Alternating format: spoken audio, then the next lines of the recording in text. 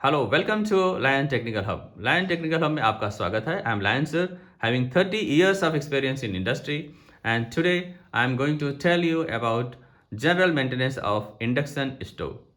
Hello friends, आप लोग कैसे हैं? उम्मीद करता हूं कि आप लोग अच्छे होंगे। और आज आपके सामने मैं लाया हूं इंडक्शन स्टोव में जनरल मेंटेनेंस कैसे करते हैं। जैसा कि आप जानते हैं कि कोई भी प्रोडक्ट अगर हम मार्केट से नया लाते हैं तो वो जो है शुरू में कुछ दिनों तक हमें जो है कि नए का पूरा पूरा जो है आनंद देता है, लेकिन उसके बाद में उसमें कुछ प्रॉब्लम्स आने लगती हैं और इसलिए मेंटेनेंस बहुत ज़रूरी है। जैसा हम जानते हैं कि यदि हम अपने वस्तुओं का जो है प्रॉपर्ली मेंटेनेंस करें तो हमेशा लाइफ लॉन्ग जो है उसका परफॉर्मेंस उसी तरह बना रहता है और बिल्कुल नए की तरह है, हमें मज़ा देती है, राइट।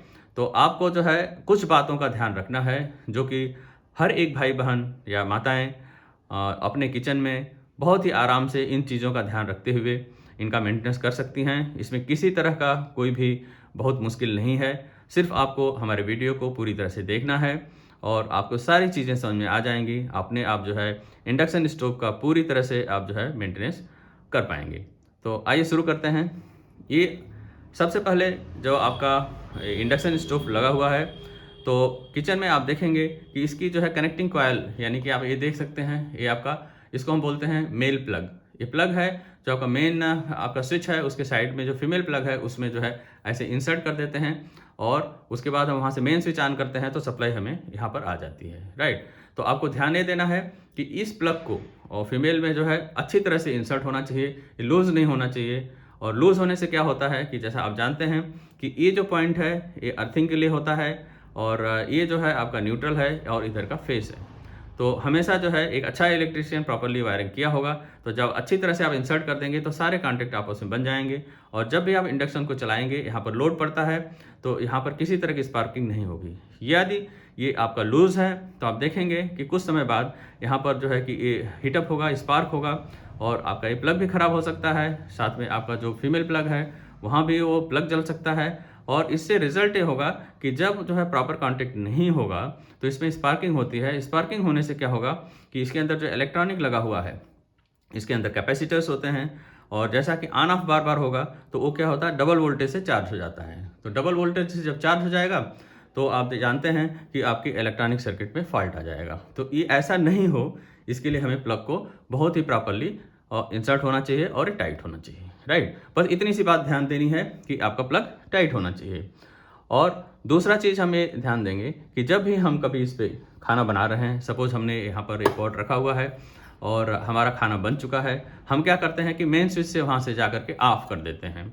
तो उससे क्या होगा, मेन स्विच से आपने ऑफ कर दिया तो इससे प्रॉब्लम क्या होगी कि आपका जो यहाँ पर ब्लोअर लगा हुआ है, क्योंकि आप जानते हैं जब खाना बन रहा होता है तो ये पूरी जो हॉट प्लेट है ये गर्म होती है, इसके अंदर में आपका कॉयल होती है, कॉयल भी गर्म होती है। तो आपने जब मेन स्विच बंद कर दिया यानी कि आपने उसको टाइम ही नहीं दिया ठंडा होने के लिए। जैसा आप जानते हैं कि इसके अंदर यहाँ से अगर आप ऑफ करते हैं, ये जो स्विच है ये वाली, तो ये जो है ऑन ऑफ स्विच यहाँ से आप करेंगे तो इसके अंदर टाइमर होता है जो 1 से 2 मिनट का इसका टाइम सेट है। और उसके बाद है ये क्या करेगा, आपने देखा होगा कि इसके अंदर ये देखिए, मैं आपको दिखा देता हूँ। ये है पोर्शन आपका इनलेट का और यहाँ से सक्शन लेता है और ये आउटलेट है इस साइड में, आपकी तरफ मैं इसको करके दिखाता हूँ। ये देखिए, ये आउटलेट है, यहाँ से बाहर फेंकता है। तो इनलेट से जो है सक्शन लेगा और आउटलेट से बाहर फेंकेगा तो ये कॉयल को पूरा ठंडा करता है। यहाँ पर कॉयल है और जो सर्किट्स हैं वो ठंडी हो जाएंगी। लेकिन अगर आपने उसको वहाँ से मेन स्विच से बंद कर दिया है तो आपका फ़ैन का भी सप्लाई बंद हो जाएगा और आपको जो है कि फ़ैन बंद होने से इसकी कूलिंग नहीं हो पाएगी, ठीक है। तो इसलिए आपको ध्यान देना है, कभी भी मेन स्विच से आपको इसको बंद नहीं करना है, राइट। तो तीसरा पॉइंट है कि जहाँ पर आप इंडक्शन स्टोव को यूज़ कर रहे हैं आप ध्यान रखें कि यहाँ पर जो है प्रॉपर एरिया होनी चाहिए उसका कूलिंग के लिए।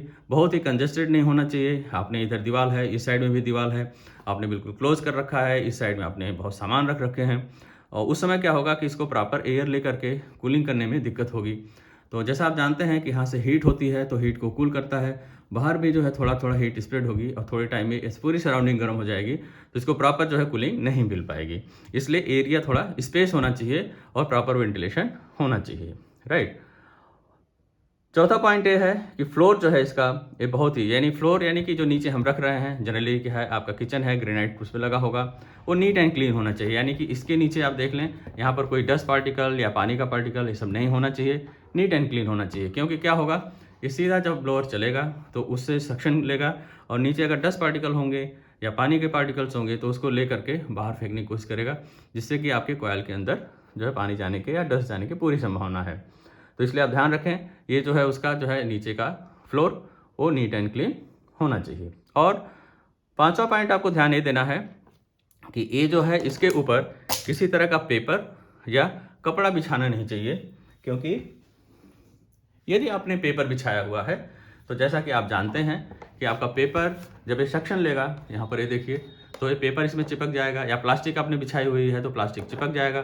तो जब सक्शन लेगा तो ये पूरा जब क्लोज कर देगा तो इससे एयर नहीं जा पाएगी या इनलेट जो है उसका अवरुद्ध हो जाएगा, ठीक है, रुक जाएगा, रिस्ट्रिक्ट हो जाएगा, तो प्रॉपर कूलिंग नहीं मिलेगी और उस कंडीशन में आपका इंडक्शन स्टोव खराब हो सकता है। तो इसलिए आपको ये ध्यान देना है कि इसके नीचे हार्ड सरफेस होना चाहिए, जैसे ग्रेनाइट का पत्थर हुआ या कार्डबोर्ड हो या वुडन का प्लैंक हो, कुछ ऐसा होना चाहिए, न कि आपका पेपर बिछाएं या प्लास्टिक का कोई पेपर बिछाएं, ठीक है।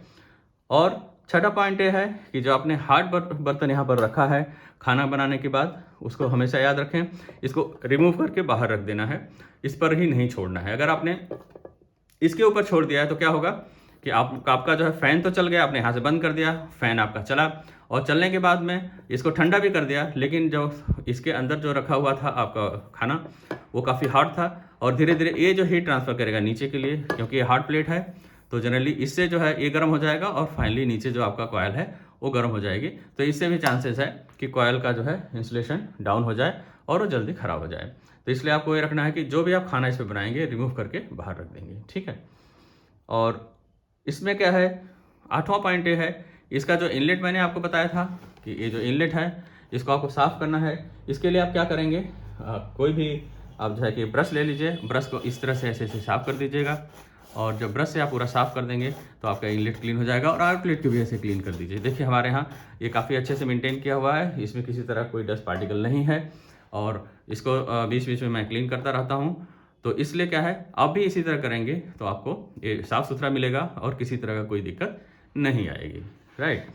और उसके बाद आपका नौवां पॉइंट ये है कि जब भी आप इसको यूज़ कर रहे हैं, यानी कि गैस है, जनरली क्या होता है लोगों के पास गैस स्टोव भी होता है और इंडक्शन स्टोव भी ले लेते हैं। तो उसमें क्या होता है कभी कभी जो है स्पेस तो कम है और वो जो है दोनों चलाने की कोशिश करते हैं, तो वहाँ पर प्रॉपर वेंटिलेशन नहीं हो पाता है, तो चांसेस है कि उसको जो है हॉट एयर जो है बार बार ये सक्शन लेगा तो इसको पूरी तरह से ठंडा नहीं कर पाएगा।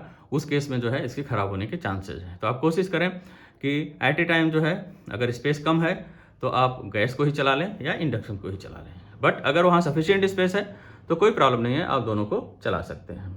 तो इसलिए आप ध्यान रखें कि इसके नीचे जो है कोई आपका जो है पार्टिकल नहीं होना चाहिए, यानी डस्ट पार्टिकल या पानी का इस पार्टिकल नहीं होना चाहिए। इसके नीचे जो है कोई पेपर या प्लास्टिक का पेपर नहीं बिछाना है और आपको जो है जब खाना बना लेते हैं तो इसके ऊपर नहीं छोड़ना है, उसको यहाँ से रिमूव कर देना है। और हमेशा बंद जो है आपको स्विच से करनी है, स्विच से नहीं करनी है, यहाँ आपको ऑन ऑफ यहाँ से करनी है। और जब ये आपका ब्लोअर जो है कूलिंग करके बंद हो जाता है उसके बाद आप स्विच से बंद कर सकते हैं। तो इन चीज़ों का आप ध्यान रखिए। लूज कनेक्शन जो आपको प्लग में बताया था ये आपका अलाउड नहीं है, तो आप जो है हमेशा इसको इंस्पेक्ट करें और ये टाइट होना चाहिए। तो इन बातों का अगर आप ध्यान रखेंगे तो मैं उम्मीद करता हूं कि आपका इंडक्शन जो है आपके साथ जो है काफ़ी लंबे टाइम तक चलेगा और किसी तरह की प्रॉब्लम नहीं आएगी। और यदि हमारा वीडियो आपको अच्छा लगा है तो आप लाइक करें, अपने दोस्तों को शेयर कर दें, सब्सक्राइब अवश्य कर लें, क्योंकि इस तरह के जो है मैं टेक्निकल वीडियोज़ बनाता रहता हूँ और आप लोगों का जो है लाइक हमारे मनोबल को बढ़ाता है और इस तरह के और वीडियोज़ बनाने में मदद करता है। मिलते हैं अगले वीडियो में। जय हिंद।